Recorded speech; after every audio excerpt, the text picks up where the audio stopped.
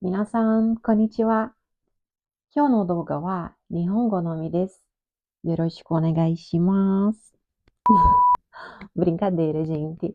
O vídeo de hoje não será todo em japonês, até porque eu não sou fluente na língua ainda. E é sobre isso que eu gostaria de falar no vídeo de hoje. Como eu aprendi japonês, eu já vim para o Japão sabendo japonês, como eu consegui trabalhar em um lugar que só tem japoneses. Bom, quando a gente decidiu vir para o Japão, ainda no Brasil, eu comecei a estudar o básico para não chegar aqui tão perdida. Mas, assim, básico do básico, porque as únicas palavras que eu sabia, acho que assim como todo mundo, era arigatô. Arigatô sayonara. Mas eu comecei a estudar um pouco sobre saudações, né, apresentação, eh, sobre números e também o hiragana e o katakana, que são os caracteres usados no japonês. Bom, acho que é legal comentar um pouquinho sobre o hiragana e katakana. De repente, você que está assistindo esse vídeo quer aprender a falar japonês ou está nesse processo aí, ou não sabe por onde começar. Eu acho que em todos os vídeos que você procurar na internet, é essencial que você saiba a utilizar os caracteres para conseguir ler, para conseguir fazer exercícios. E, enfim, é a base, né? É como se fosse o nosso alfabeto. Primeira coisa que a gente aprende também lá quando está na pré-escola. Bom, e para aprender e a decorar todos esses caracteres, né, é um mundo totalmente novo do que a gente conhece. Eu acredito que não tem outro caminho a não ser decorar, e para isso fazer muitos exercícios, escrever. Eu acho que escrever é o que mais você consegue fixar na cabeça. E, é claro, lendo, decorando mesmo, não tem muito o que fazer. Eu confesso que no Brasil eu não consegui aprender e decorar 100% o hiragana e katakana. Eu consegui aprender melhor o hiragana, e o katakana eu ainda confundia muito. Mas enfim, embarquei para o Japão ali com uma base do básico do básico. De falar bom dia, boa tarde, boa noite, meu nome é Juliana, número até 10 e assim por diante, tipo, muito básico mesmo. Chegando no Japão, né, totalmente analfabeta praticamente, o nosso primeiro contato foi trabalhando na fábrica. Afinal, a maioria dos descendentes que vêm para cá vem com visto de trabalho e não precisam necessariamente falar o japonês, mas os trabalhos geralmente são em fábricas onde já tem um suporte em português, já tem muitos brasileiros.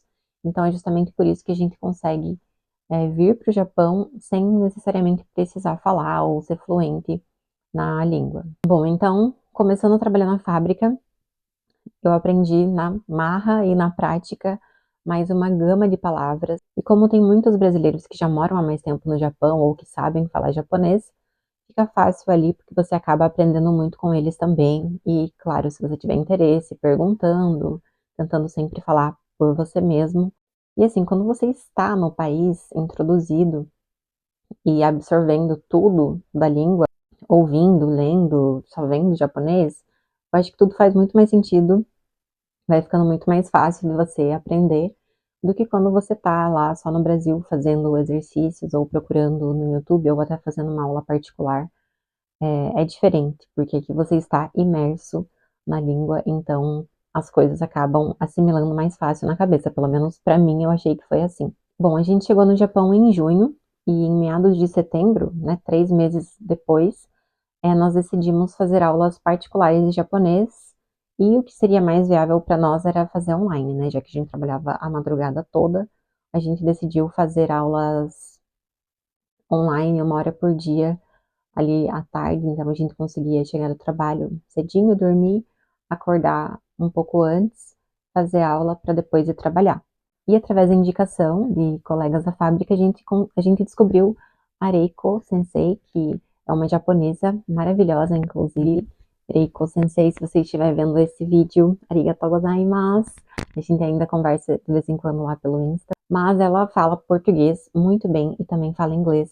Então era possível fazer aulas particulares com uma japonesa e conseguiria ensinar em português pra gente. Então foi assim perfeito. E para essas aulas online, né, esse primeiro contato que a gente teve realmente fazendo aula de japonês, a gente utilizou o Mina no Nihongo, e esses livros são bem famosos para quem está aprendendo japonês, mas você precisa saber o hiragana e o katakana para conseguir fazer os exercícios. Bom, e com essas aulas a gente conseguiu evoluir ali para as construções de frases, introdução gramatical, né, do japonês, como é que funciona a construção de frases, o uso de partículas também, que é muito importante para se comunicar no japonês, e aumentamos ainda mais também o nosso vocabulário.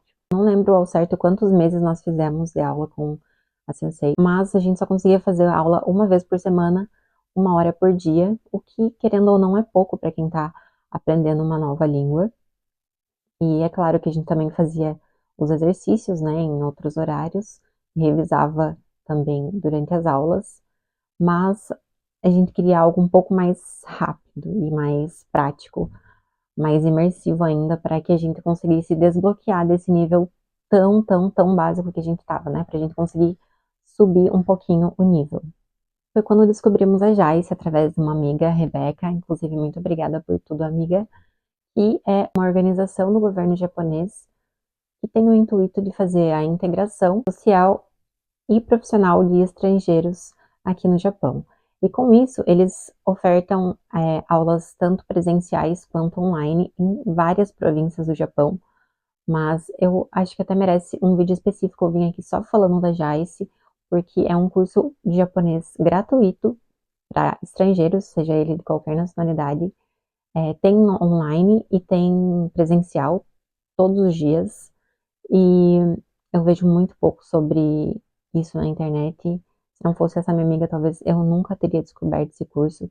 E a coordenadora brasileira, responsável, né, pelos brasileiros, sempre pede para a gente divulgar quando sai curso novo, porque não tem tanta procura. Tanto que eu acho que às vezes não tem tantas turmas, porque não tem procura, talvez também não tem tanta divulgação. Acho que falta informação mesmo sobre esse curso, então eu vou fazer um vídeo só falando sobre ele, para de repente, se você mora já aqui no Japão e quer estudar de graça, é uma ótima oportunidade. E esse foi o nosso próximo passo, estudando japonês. Bom, mas falando um pouquinho sobre esse curso que a gente começou a fazer, era um curso focado para o mercado de trabalho. Desde a montagem de um currículo, entrevista de emprego, até situações do dia a dia de trabalho. E tem até um módulo de plano de carreira, o que você gosta de fazer.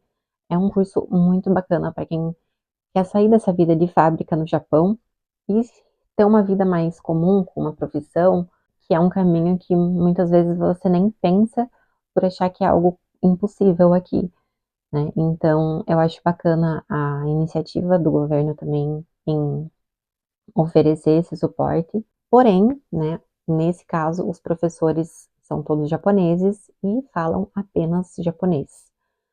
O curso tem 3 níveis, né, o mais básico, o intermediário e o avançado, mas são módulos curtos de 2 meses. E como a gente já tinha feito o básico na estudado particular, a gente fez o teste para entrar no nível 2 desse curso, que era o intermediário.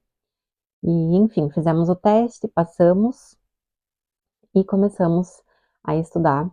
Mas é interessante, se você, né, esteja pensando em fazer um curso assim, já ter essa base, sabe? Seja estudando por conta ou com aulas particulares, como a gente fez, para você não ficar tão perdido na explicação dos professores, né? Porque lá vai ser só japonês o tempo inteiro, ou seja, você vai ter que aprender japonês aprendendo japonês, ouvindo japonês, estudando japonês. Não vai ter alguém lá traduzindo para você, ó, essa palavra significa isso em português. Então, é um pouquinho difícil, mas tem os livros também com a tradução para português. Não 100% do livro, mas boa parte do livro tem algumas explicações em português também, ó. Japonês para trabalhar. Hataraku no Nihongo. Hataraku no Nihongo. Japonês para trabalhar. E também são 3 livros. Aqui, um é planejamento de carreira, como eu comentei com vocês, que eu acho muito legal que eles trazem isso. O outro aqui de vocabulário e expressões para o trabalho. E aqui, comunicação no local de trabalho. Também são esses 3 livros que a gente estuda nesse módulo intermediário que a gente entrou. Bom, e aí que o bicho começou a pegar, né, gente? Porque deixa eu colocar um pouco vocês na nossa rotina aqui, como que era. As aulas eram presenciais de segunda a sexta-feira, ou seja, todos os dias, das 9 da manhã ao meio-dia, 3 horas de aula. E foi bem desafiador, porque nós trabalhávamos durante a madrugada, né, na fábrica, das 7 da noite às 5 da manhã. Mas, como a duração de cada módulo era 2 meses, a gente pensou, não, a gente aguenta, vamos lá, são 2 meses. Então a gente decidiu focar e encarar o desafio, porque a gente sabia que poderia evoluir muito na língua ali, até para de repente procurar outro emprego. E querendo ou não, a gente já estava há 1 ano e 8 meses trabalhando em fábrica à noite e é muito cansativo física e mentalmente você trocar o dia pela noite, né? Então a gente tinha muita saudade de dormir à noite, ter uma boa noite de sono mesmo e ter uma vida mais normal, né? Tipo, trabalhar à noite tem suas vantagens e desvantagens, mas a gente já não queria mais continuar nisso. Então, o principal intuito desse esforço era, de repente, conseguir um emprego melhor. Bom, como eu falei, esse curso era gratuito, mas para a gente conseguir fazer, né, e trabalhar ao mesmo tempo, a gente precisou abdicar um pouco da nossa jornada de trabalho, trabalhar um pouco menos. Então, a gente conversou com a nossa empreiteira, né, reduziu para 4 dias na semana ao invés de 5, e a gente folgava no domingo, na segunda, a gente trocou para folgar só em dia de semana, para que a gente conseguisse fazer as aulas sem estar tão cansado de ter passado a madrugada trabalhando, né? Então a gente trabalhava de quinta a domingo, então segunda, terça e quarta a gente só ia para aula, quinta e sexta a gente ia para aula e trabalhava, e sábado e domingo a gente só trabalhava. Essa era a nossa rotina. Então, querendo ou não, a gente não tinha mais dias de folga livre, né? Ou a gente trabalhava e estudava, ou só trabalhava, ou só estudava.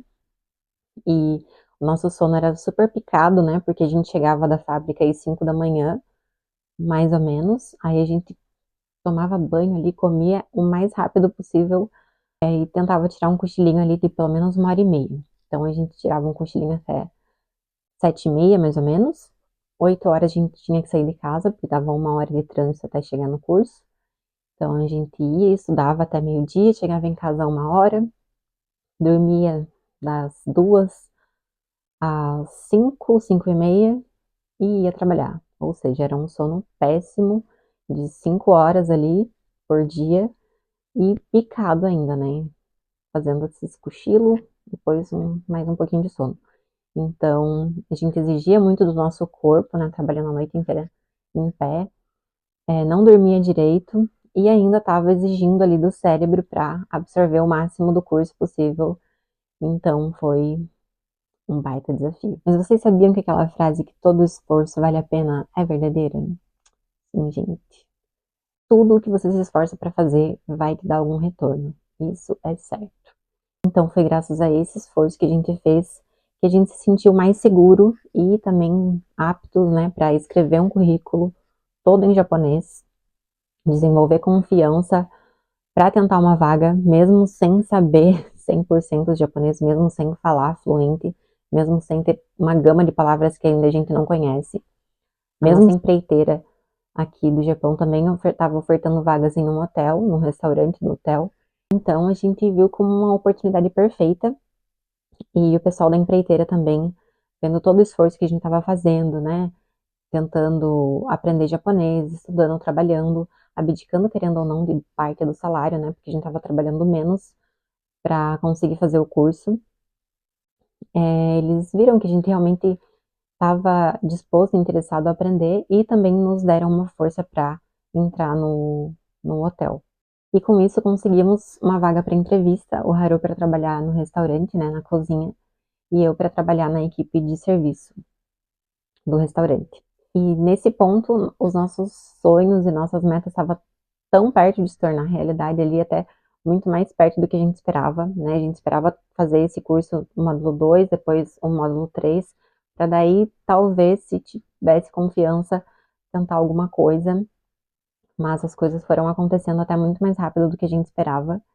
E fizemos a entrevista, passamos, E com isso começamos a trabalhar no hotel, sendo os únicos brasileiros lá. E embarcamos para uma nova fase, trabalhando de dia, né, um serviço muito mais leve do que no da fábrica, só com japoneses. Eu atualmente trabalho com, a maioria são japonesas e tem também uma moça do Nepal e uma vietnamita, mas a gente só se comunica em japonês. Bom, eu já falei muito nesse vídeo, mas quero dar uma dica caso você esteja aprendendo uma língua nova ou queira aprender uma língua nova, qualquer que seja. Acho que o que é essencial são horas de imersão naquela língua, seja ouvindo, tentando falar, escrevendo, fazendo exercícios, assistindo, com músicas, perguntando, passando vergonha. É assim que funciona, não? Claro que cada um tem uma facilidade para aprender de certa maneira, mas eu acho que estar imerso na cultura e na língua é o que funciona para todo mundo. O que eu queria dar é você não ficar focando no quão longe você está da fluência, por exemplo, ou o quanto você precisa estudar ainda. Porque senão pode ser que o fardo fique muito pesado e você acabe desistindo no meio do caminho. Tipo, ai, nem vou, nem vou tentar porque tá muito longe, sabe? Então, para não ficar tão difícil, foque ali, passinho por passinho.